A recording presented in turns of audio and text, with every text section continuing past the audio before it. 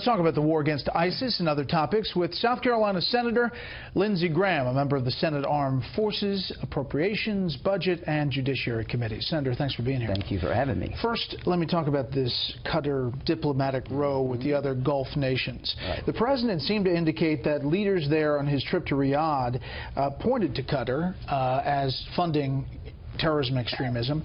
We do have this major U.S. base, actually Air Force and Army. Right. What to do? Well, I've been there many times. I'm more with Tillerson on this. We need to get all the parties back together. Qatar has helped Hamas. They funded the Muslim Brotherhood. They allegedly said something positive about Iran, and now they're claiming that was a Russian hack into the Qatari news agency. It's best for us if we can get Qatar back in the fold and bring everybody back together, because we've got 10,000 troops there, and Qatar has been helpful. They're getting better in terms of funding terrorism. I just don't want to see Qatar isolated.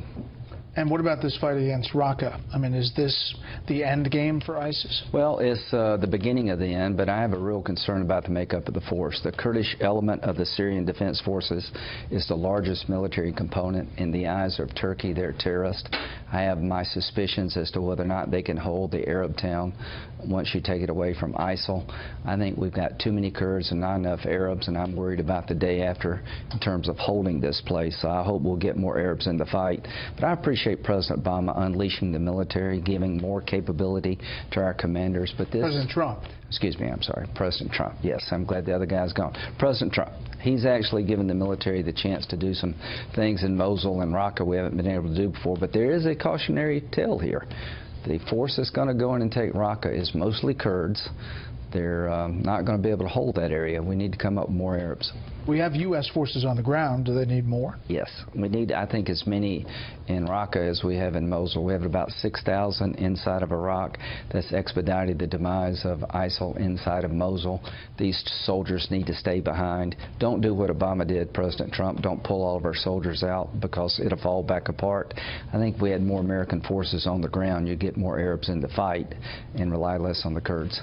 I want to turn now to domestic policy and specifically health care. Yeah. Here's the president today, sounding pretty optimistic. Take a listen.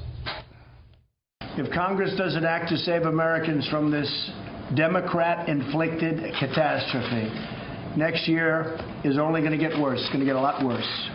Although I don't know how it can get worse than 203%, but I'm sure the Democrats will find a way.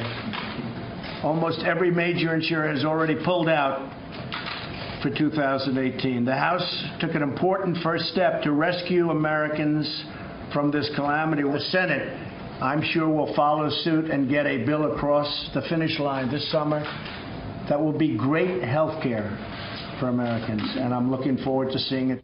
I think there are some who are looking forward to seeing it. You told reporters Monday, I don't think we can put it together among ourselves. I've always believed let Obamacare collapse. That has always been my preferred route. Well, here's the deal. Now, one Democrat wants to help us replace Obamacare. Not only are they invested in Obamacare, Democrats in this country are going to a single-payer system. You see California and other states saying Obamacare is not enough government. We want a single-payer system, cradle-to-grave, government-run health care. Obamacare is not there, but they're not going to help us replace Obamacare because they're so invested in it. Here's my concern. I don't know if with 50 votes using reconciliation we can fully repeal and replace Obamacare. As a matter of fact, I don't think we can. We can make a substantial down payment on change, but here's what I would do. They created this mess. It's collapsing before us all. As Republicans, let it collapse and go to the Democrats and say, we told you so. Now help us replace it. You're saying 50 votes. You're saying that Rand Paul is a no. No, I don't know. I misstated. I talked to him in the gym. I think he's going to be a hard sell. You got Medicaid expansion states, those who took the Medicaid money, in South Carolina and other states who said, no, Medicaid's already broken, we don't want to expand it. We're in a fight among ourselves. There's a promising proposal coming from Mitch McConnell that will repeal the individual mandate, give more state control, and change some of the essential health care benefits to lower cost. But at the end of the day, what the House did, Obamacare expanded the government role in health care by $1 trillion. The House saved $133 billion out of $1 trillion. I don't want to oversell what we're doing here. Right. But if it collapses and you control the White House and the Senate and the House, you don't think Republicans own that? No, we didn't create this mess. If we could get Democrats to help us replace Obamacare, we could get there. Through reconciliation, you can't pass through reconciliation buying across state lines. Okay, last thing on this. The optimists say the Senate passes something, then it goes to a conference committee, and they work out the details in the conference committee. But something has to happen, for some win for Republicans along the way. I want to try to help get to 50. I'm not going to screw my state on Medicaid. And I'll tell you this, the CBO score on whatever the Senate produces will determine whether or not this passes. If the Senate health care bill is going to result in 18 million, 20 million people losing health care coverage, you probably don't get 50 votes. I'm willing to do my part. I'm willing to try, but Democrats are not helping us at all. They created this, Ms. Brett, not us. We told them it would collapse. So, Mr. President, don't own something that you don't have to own. All right. It seems like it's the Super Bowl in Washington Thursday morning, the Jim Comey testimony. What do you expect? A high school game. I expect that he's not going to say the president obstructed justice. If he did, why would you continue to work for a man who you thought obstructed justice? I think you're going to have two new lines of inquiry. Did you, in fact, believe that there were emails between the Democratic National Committee and the Department of Justice that the Russians had that would have tainted the Department of Justice's ability to oversee the Clinton email investigation? Is that why you jumped in July? And I want to know a little bit more about unmasking. So I think what you're going to, he should answer this question. Is the president a target or subject to a criminal investigation? I don't believe the President of the United States is a target or subject to an investigation regarding collusion between him and the Russians, and I think the FBI director owes an answer to that question to the country.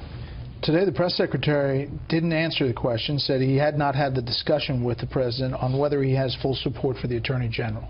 Do you know whether he does? I don't know, but he should. Jeff Sessions is a good man, Mr. President. He had to recuse himself. I know you're not a lawyer. There was no way Jeff Sessions could continue to preside over this investigation given the role he played in the campaign. He did the right thing. He is a good man, and you need to listen to your lawyers, Mr. President. I am trying to help you. But every time you tweet, it makes it harder on all of us who are trying to help you. I don't think you did anything wrong. Don't get in the way of an investigation that could actually clear you.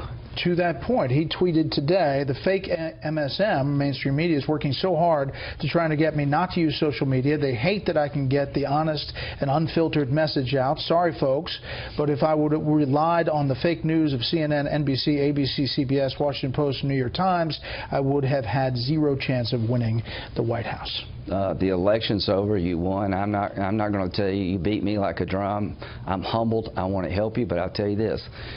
You created the conditions for a special counsel.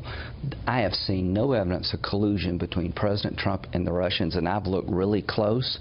But the reason we have a special counsel is he suggested through an interview with NBC that the reason he fired Comey was because of the Russian investigation. So I would just say this, Mr. President, your words matter now. You're no longer a candidate for office. You're the President of the United States, and a lot of us want to help you. Help us help you. He once gave out your cell phone number. Now he uses it. I talk to him all the time. I really like the president. I want to help him on health care. He could do things that no other Republican would do. He could get immigration done. He's got credibility on the border I don't have. He could go big on infrastructure. He's a builder. He knows what tax cuts will do for the economy, and he's been a great commander-in-chief. He's taken the fight to ISIL. He bombed Assad. God, I wish Obama had done that. You'd have 400,000 people alive in Syria today. So I want to help you, but you're going to have to help us help you. You're going to have to knock some of this off. Here's my warning to him. We're now in legal situations here. There is a special counsel. There are rules about what you can say and what you can't say about witnesses. Just trust the system to clear you. If you did nothing wrong, we will get that answer, and I have seen no evidence of the president colluding with the Russians.